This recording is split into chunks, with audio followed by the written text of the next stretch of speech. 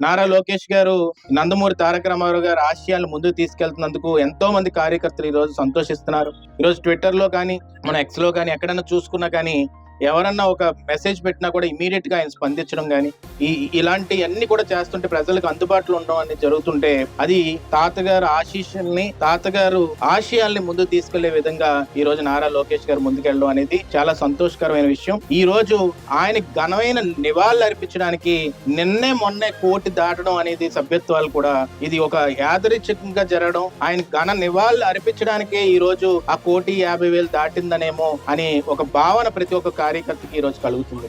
ఈ రోజు 1,50,000 సభ్యత్వాలు జరిగిన ఏకైక దమ్మున్న పార్టీ ఈ రోజు ఇండియాలో రీజనల్ పార్టీ ఏదైనా ఉందంటే అది తెలుగుదేశం పార్టీ.